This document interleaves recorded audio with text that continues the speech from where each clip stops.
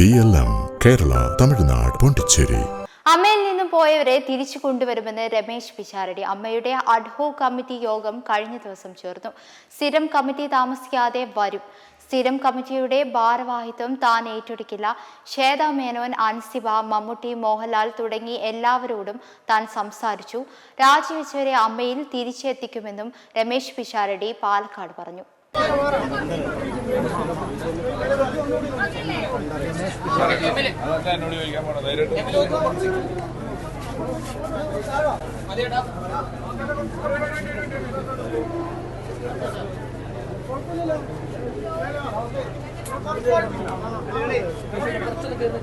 എങ്ങോട്ടാ എന്നോടല്ലേ നീ പോകുന്നു പറഞ്ഞിട്ട്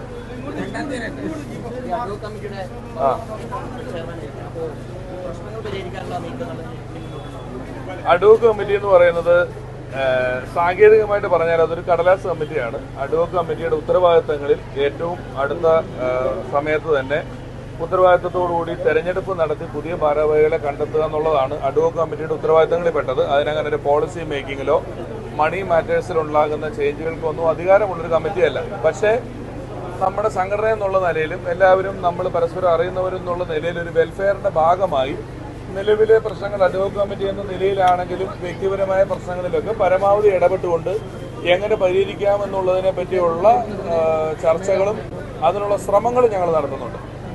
പുതിയൊരു സ്ഥിരം കമ്മിറ്റി വരുന്നതിന് മുമ്പുള്ള ഒരു താൽക്കാലിക സംവിധാനമാണ്. അതെ, സ്ഥിരം കമ്മിറ്റി അതിനുള്ള ഒരു ചർച്ചകളൊക്കെ ആരംഭിച്ചിട്ടുണ്ട്.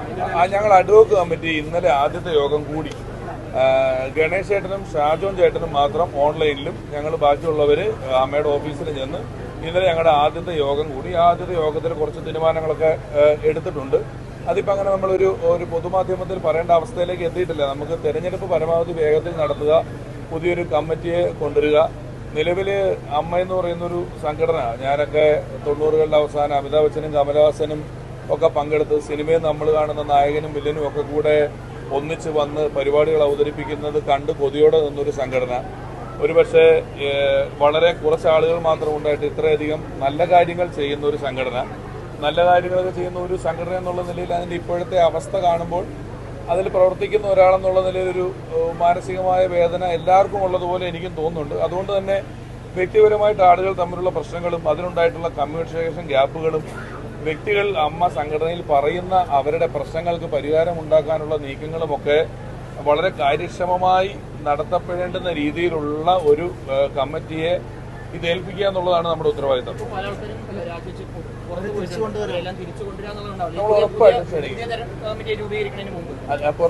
നമ്മളെല്ലാവരോടും സംസാരിച്ചു. ഞാൻ ശ്വേതയോട് സംസാരിച്ചു, അൻസിബയോട് സംസാരിച്ചു, മല്ലികാന്റിയോട് സംസാരിച്ചു, ബാബുരേട്ടൻ, സിദ്ദിഖ, ഇടവേള ബാബുക്ക, മമ്മുക്ക, ലാലേട്ടൻ, എല്ലാവരോടും ഞാൻ ഫോണിൽ കഴിഞ്ഞ കുറച്ച് ദിവസങ്ങൾ കൊണ്ട് ഒരുപാട് സമയം സംസാരിച്ചു. അൻസിബയോടൊക്കെ പലപ്പോഴായിട്ട് 1 മണിക്കൂറിലധികം ഞാൻ സംസാരിച്ചിട്ടുണ്ട്. അവരെല്ലാം കേൾക്കുന്നുണ്ട്.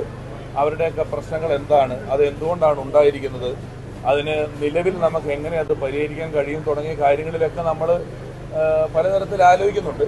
പക്ഷെ എല്ലാ കാര്യങ്ങളുടെയും 2 വശങ്ങളും കേൾക്കുകയും അതിന് നിലവിൽ അവർ പെട്ടെന്ന് വളരെ വൈകാരികമായി, ചില ആളുകളെങ്കിലും വൈകാരികമായി പ്രതികരിക്കുകയും പൊതുമാധ്യമങ്ങളിൽ ഇതിനെക്കുറിച്ച് പറയുകയും ഒക്കെ ചെയ്യുന്നത് കൊണ്ടാണ് വളരെ വലിയ പ്രശ്നങ്ങൾ തോന്നുന്നത്. ഗൗരവമുള്ള പ്രശ്നങ്ങളുണ്ട്, ചിലതൊന്നും അത്ര ഗൗരവമുള്ളതല്ല.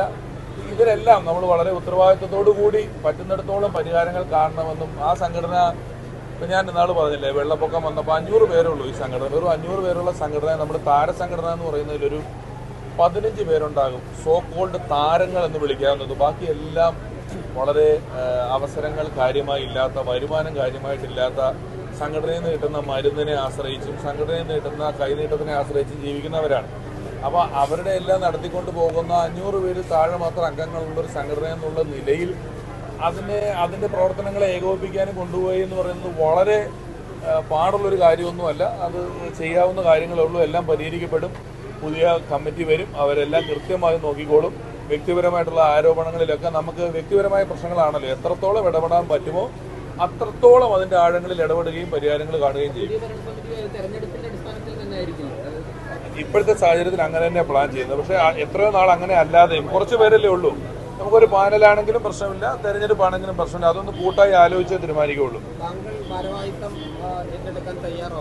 MLA ആണ്, ഇല്ല, ഒരു സ്ഥിര ഭാരവാഹിത്വത്തിലോട്ട് ഞാൻ വരില്ല. എനിക്ക് ഇവിടെ പാലക്കാടുമായി ബന്ധപ്പെട്ട ഉത്തരവാദിത്തങ്ങളുണ്ട്. അന്ന് പോലും ഞാൻ 11:15 പിറ്റേന്ന് നിയമസഭ ഉണ്ടായിരുന്നു. ഞാൻ 11:15 ഇറങ്ങി. ഞാൻ വാർത്തയിലാണ് അഡ്വോക്കേറ്റ് കമ്മിറ്റിയുടെ ഉത്തരവാദിത്വം എനിക്ക് വന്നത് കേട്ടത്. എന്നോട് രാവിലെ പറഞ്ഞിരുന്നു എന്തെങ്കിലും വന്നാൽ ഏറ്റെടുക്കേണ്ടി വരുമെന്നുള്ളത്.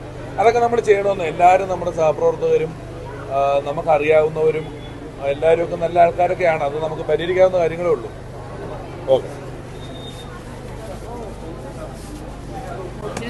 മെമ്പർമാരുടെ നിക്ഷേപങ്ങൾക്ക് ഉയർന്ന ലാഭവിഹിതം നൽകുന്ന കേന്ദ്ര സർക്കാർ സഹകരണ registered society Bharat Lajna multi state housing cooperative society limited.